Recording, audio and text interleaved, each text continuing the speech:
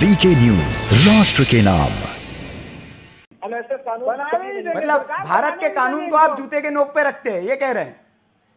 नहीं, इनको पता होना चाहिए कि कानून पार्लियामेंट नहीं, तारिक परवेज साहब, कोई संघ कानून नहीं बनाता है, भारत की संसद कानून बनाती है। आप कह रहे हैं जूते की नोक पे रखते हैं उनको। या उस राज्य की विधानसभा कानून बनाती है। ये बहुत बड़ी बात बोल रहे हैं आप तारिक परवेज साहब, कि जूते की नोक पर आप देश के कानून को रखते हैं। तो आपको कोई हक नहीं है। किस तरह का जाहिलपन की बात कर रहा है ये व्यक्ति? नहीं, चले गए परवेज साहब, बड़ी बात बोलकर चले गए। और बहुत ये मतलब मानसिकता जो है ये बताती है कि आप कह रहे हैं कि इस देश के कुरान को हम सर पे रखते हैं और देश के कानून को जूते की, उन्होंने कहा संघ के ओर से बनाए गए कानून, हालांकि हाँ नहीं, संघ कानून नहीं बनाता। रफियता साहब, संघ कानून बनाता है इस देश में या पार्लियामेंट कानून बनाती है? कौन कानून? आप तो राजनीतिक नेता है, आप तो राजनीतिक दल से जुड़े हैं, आप तो जानते हैं बनाने ही नहीं देंगे ना आपको। जी। हम तो क्या पार्लियामेंट में लड़ाई लड़के बनाने ही नहीं देंगे ना। सरकार करने की कोशिश नाकाम भी करती है, फिर करिए।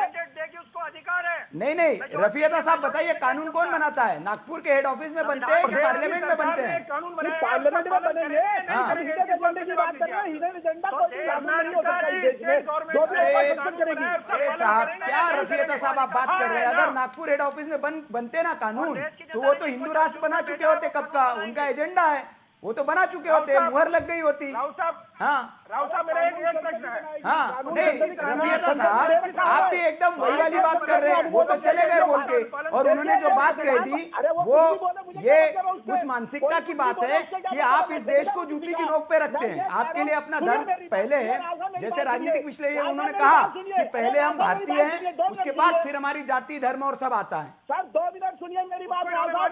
हम ये देश का संविधान है, जो संविधान परिषद बनी थी उसने ये कानून बनाया, उसने इसको बना के संसद के। अरे सर, वो किताब मत लहराइए आप। उस किताब को कितना मानते हैं वो आपके साथी बोल के गए हैं और आप उस पर सवाल नहीं उठा रहे हैं। आप उस किताब को लहराइए मत। उस किताब को आप जूती की नोक पे रखते हैं, ये बोला है आपके साथी ने, और आप उसका समर्थन कर रहे हैं। मेरा जो होगा आपका साथी होगा। आपने वही भारत का कानून है। मैं जानता भी नहीं हूँ। हाँ, आप समर्थन कर रहे हैं, आप समर्थन कर रहे हैं ऐसे व्यक्ति का जिसने कहा कि कानून को मैं जूते की नोक पे रखता हूँ। आप समर्थन में उसके, आपने एक शब्द उनके विरोध में नहीं बोला, तो आपकी मानसिकता और उनकी मानसिकता तो एक जैसी होगी ना रफियता साहब। अगर कोई ऐसा कहता भारतीय कानून को जूते की नोक पे रखता हूँ तो मैं उसका समर्थन नहीं, आप राजनीतिक नेता है, वो वही कहा उन्होंने, वो बदल दे। आप कहे कि भारत की जगह संघ का इस्तेमाल कर ले, तो क्या वो बदल जाएगा? आरएसएस कानून बनाता है इस देश में। अरे देश के कानून को सर्वोपरि मानते हैं। हाँ। देश की सरकार अगर कोई कानून है जबरदस्ती थोपेगी है किसी भी चीज की आड़ लेके, तो अरे भाई साहब, ये प्रजातंत्र है, ये कोई तानाशाही थोड़ी है। ये सीरिया नहीं है महाराज, ये सीरिया नहीं है। सामना करेंगे हमारे पास न्यायालय। अरे किम जोंग का शासन थोड़ी है महाराज यहाँ कि बोल दिया जाएगा और कल से लागू हो गया कानून। एक प्रोसेस होती है, कानून बनते हैं और विरोध होता है तो उसे वापस भी लेते हैं। कृषि कानून आपके सामने नजीर है। हाँ, और आप कह रहे हैं कि जूते की नोक पे रखते हैं उस कानून को, और आप समर्थन कर रहे हैं कांग्रेस के साथी। वैसे तो आपको मतलब शुरुआत में आप ऐसी बातें बोल चुके हैं कि जिसका कोई समर्थन क्यों करेंगे? जी हम नहीं करेंगे सिविल कोर्ट का समर्थन, हम तो भारतीय कानून का समर्थन करेंगे। शैलेन जी कुछ कहना चाह रहे हैं। शैलेन जी, फिर मैं आपके पास आता हूँ। बोलिए शैलेन जी। हाँ, मैं कुछ तथ्यात्मक चीजें रखना चाहता हूँ। पहले इनका वॉल्यूम म्यूट करिए, क्योंकि इन्होंने क्या है कि शोर मचाना है। रफियता एक पढ़े लिखे व्यक्ति हैं, तो अभी आपके सामने पैनल पे एक स्कॉलर जो अपने को क्लेम करता है, किस तरह की जो है कानून के विरुद्ध भाषा का इस्तेमाल करके व्यक्ति गया है, आपने देखा? तो ये जहर घुसा हुआ है। जब बात हो रही है, मैं कहता हूँ देश के किसी भी हिस्से में कोई भी सरकार कानून बनाती है, तो देश का प्रत्येक नागरिक उस कानून को मानने के लिए बाध्य है। बिल्कुल बिल्कुल। दुबे साहब कुछ कहना चाह रहे हैं, अशोक कुमार दुबे साहब कुछ कहना चाह रहे हैं। बोलिए दुबे साहब। राहुल जी, अभी जैसा इन्होंने एक बोला, मैं कुरान को मानते हैं, कुरान को सर पे रखते हैं और कॉन्स्टिट्यूशन को जूते की नोक पे रखते हैं। इस लिहाज से भी अगर देखा जाए तो यूनिफॉर्म सिविल कोड लाना इन सब चीजों के लिए भी जरूरत है जी। अगर ये चीजें नहीं आएंगी ना, ये चीजें और भी इसको बढ़ावा दिया जा रहा है जी। और इस तरह के कानून भी होने चाहिए जिससे कि ऐसे व्यक्ति को बेहिंद बार रख देना चाहिए।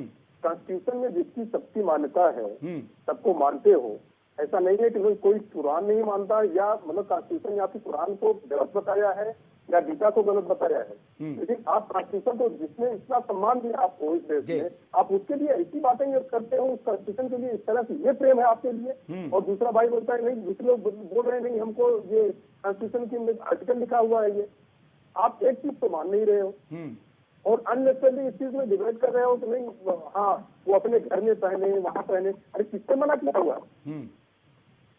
जैसे आपने एक बहुत अच्छा एग्जाम्पल दिया, ये सब चीजें एक मतलब मानसिक बीमारी है। सच्चाई तो ये है कि एक मानसिक बीमारी है जो इन लोग घर में बैठी हुई है और अपना ठीक दुबे साहब, आपने कहा कि इन बीमारियों का इलाज यही है, क्योंकि किस तरह की मानसिकता बन चुकी है और किस तरह की कट्टरता इस देश में परोसी जा रही है और कैसा समाज हम बना रहे हैं, ये इसके कुछ उदाहरण है। ठाकुर साहब कुछ कहना चाह रहे, फिर फाइनल कमेंट में रफी जी से लूंगा। बोलिए सर, 30 सेकंड। ठाकुर साहब।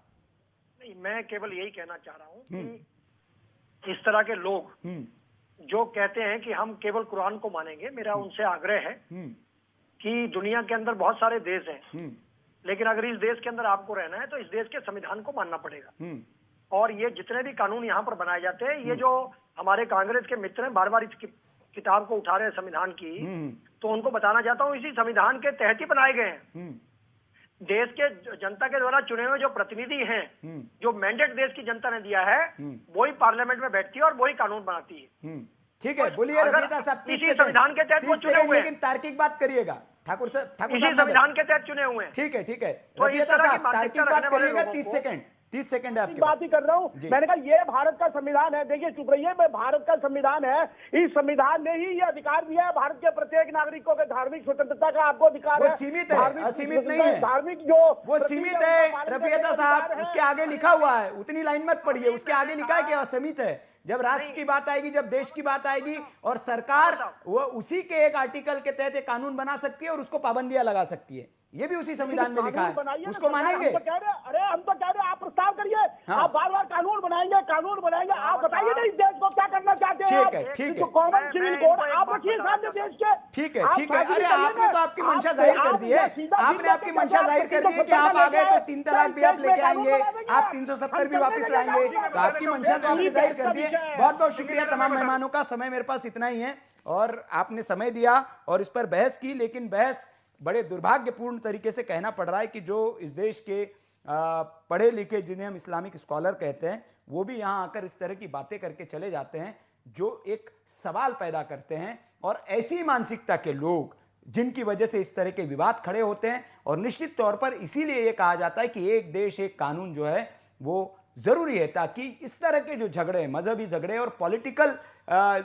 जो उसको प्रश्रय मिलता है, जिसकी वजह से देश का माहौल खराब होता है, उस पर इससे लगाम लगेगी। तो ये इस पर कब सरकार आगे बढ़ती है और इस पर कब स्टैंड लेती है, ये देखना होगा। लेकिन आज सवाल देश का है में बस इतना ही। कल फिर हाजिर होंगे एक नए सवाल के साथ। देखते रहिए वीके न्यूज। नमस्कार।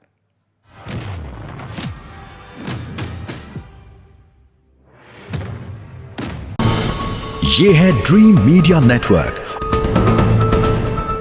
और आप देख रहे हैं देश का पहला 24/7 digital news channel VK news, राष्ट्र के नाम।